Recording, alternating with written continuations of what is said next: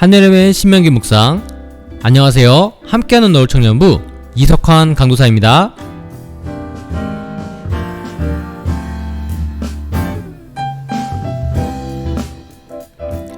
네, 지난번 긴 내용을 보시느라 수고 많으셨습니다. 근데 한 장당 1분 정도씩 밖에 안 했었어요. 오늘도 그와 같은 스피드로 달려나가려고 하는데요. 오늘은 12장, 신명기 12장에서 16장 말씀 함께 보도록 하겠습니다. 네, 모세의 두 번째 설교 지금 계속 보고 있는데요. 목차 다시 한번 보겠습니다. 먼저 주의사항. 약간 길 수 있어요. 그러나 우리 모세 목사님의 수련의 설교로 생각하면서 한 번에 쫙 살펴보도록 하겠습니다. 설교를 끊어서 들으면은 무슨 내용인지 잘 기억이 안 나잖아요. 주제별로 우리 한번 보겠습니다. 자, 오늘은 두 번째, 모세의 두 번째 설교 중에서 또 두 번째 의식법에 대해서 같이 보도록 하겠습니다. 자, 의식법에서 나온 내용들은 뭐냐면요. 예배에 대해서, 예배의 의식, 그리고 거짓 선지자, 이것에 연결해서 거짓 선지자들을 조심해라. 거짓 선지자들의 의식을 조심해라. 그리고 음식에 관련된 의식들, 그리고 11조에 대해서, 그리고 절기에 대해서 이렇게 다루고 있습니다. 그래서 먼저 조금 읽는 데는 큰 문제는 없는데 조금 이해가 안 되는 단어들 살펴보겠습니다. 12장 6절, 11절, 17절에 나오는 단어인데요. 거제. 요즘 여름인데 거제도로, 네, 죄송합니다. 거제는 무슨 뜻이냐면요. 하나님께 높이 들어 올리는 제물이라는 거예요. 하나님께 높여서 올려드린다는 겁니다.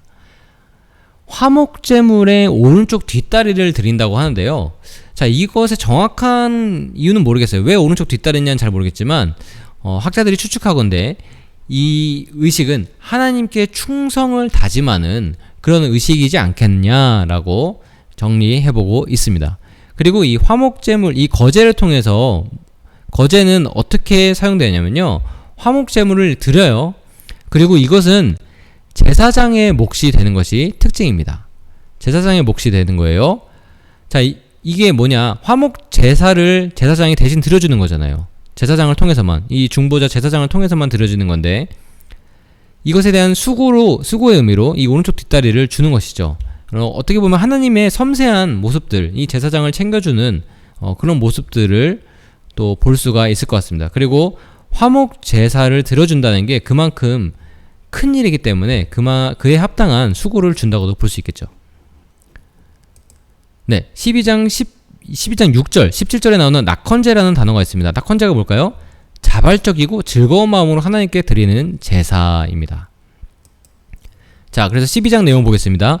레위인을 버리지 말고 자녀를 제사로 드리는 등의 이방 시인의 의식들을 절대 하지 말라고 하나님께서 말씀하고 계십니다.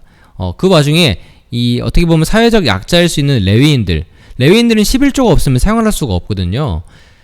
그래서 우리가 돈에 대해서 우리가 조금만 아껴도 레위인들이 살아갈 수가 없는 거예요. 이스라엘 백성들이 그렇게 생각하면요. 그래서 하나님께서 레위인들을 버리지 말라라고 말씀하십니다. 근데 나중에 어떻게 되죠? 레위인 버리죠. 나중에 레위인들이 아주 비참해집니다.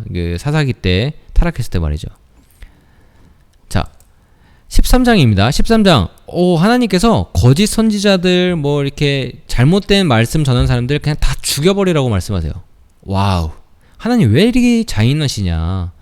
굳이 이렇게까지 막 철두철미하게 다 막아야 될까? 이런 생각이 들 수 있어요. 그런데 이 정도쯤이야 라는 이런 마음들, 우리가 빨간색 여기 밑줄 쳤는데 경계할 필요가 있어요. 왜냐? 자, 보세요. 물에 잉크 한 방울, 빨간 잉크 한 방울이 떨어졌는데 이미 저 빨간 잉크 한 방울, 이 정도쯤이야 라고 하는 작은 잉크 한 방울로 물 전체가 쓸모없어지는, 완전히 병들어 버리는 거예요. 자, 그런 작은 타협 하나하나가 결국에는 우리의 그런 마음의 보호막들, 말씀의 보호막을 무너뜨리게 되고 죄가 완전히 잠식해버리게 되는 결과를 낳게 되는 것입니다. 하나님께서 말씀하시는 의도도 그거예요. 왜 이렇게 잔인하시냐? 아닙니다. 우리를 위해서 하나님께서 말씀하시는 거예요. 자, 14장입니다. 1절. 너희는 너희 하나님 여호와의 자녀이니 죽은 자를 위하여 자기 몸을 베지 말며 눈썹 사이 이마 위에 털을 밀지 말라. 이게 무슨 말일까요? 자, 이것은 이방 종교의 주술적인 표현을 말합니다. 이방 종교. 그냥 단순히 뭐 이렇게 몸을 베지 말고 이걸 하지 말라. 이거 가지고 이렇게 해석하는 사람도 있더라고요. 문신하지 말라 몸에다가 뭐 이게 왁싱도 하지 말라 뭐 그렇게 생각하는데 그게 아닙니다. 당시에 이방 종교의 주술적인 표현들을 하지 말라는 거예요. 이방 제사 의식들을 따라가지 말라고 말씀하는 것입니다. 자, 그래서 14장은 음식에 관하여 그리고 11조에 관하여 말하고 있습니다. 전체적으로 내용이 그래요.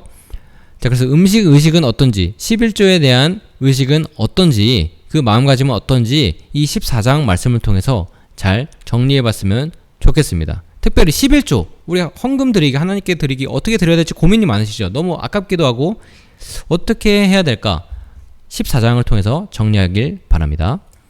자, 15장은요 이런 관점에서 읽어보면 좋을 것 같아요. 면제년이라는 것이 등장합니다. 와, 이게 기가 막힌 거예요. 면제년이 과연 무엇일까 한번 정리해 보시고요. 그리고 하나님 나라의 사회복지에 대해서 나오고 있습니다. 저는 이 하나님 나라 이걸 보면서 너무 가슴이 벅찼어요. 제가 입으로 이걸 읽으면서 준비를 하는데 막 눈물이 펑펑 나더라고요.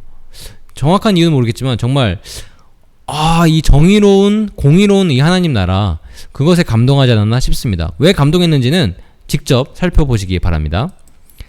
마지막 16장이에요. 16장 1절에서 17절까지 말씀입니다. 유대인의 3대 절기가 나옵니다. 6월절, 77절, 초막절이에요. 이 3대 절기가 무엇인지 그리고 어떻게 드려야 되는지에 대해서 설명하고 있습니다. 자, 단순히 남의 나라 명절이라고 생각하는 것이 아니라 우리가 하나님께 대해서 어떻게 우리의 시간들을 보내야 되는지를 한번 정리해 보기를 원합니다. 자, 끝이에요. 이제 마무리 정리하겠습니다.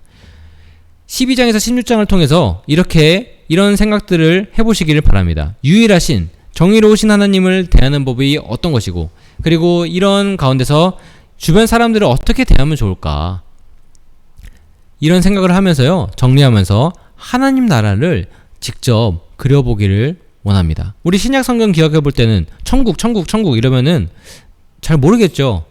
근데 이걸 통해서 되게 우리가 입체적으로 하나님 나라를 그려볼 수가 있는 거예요.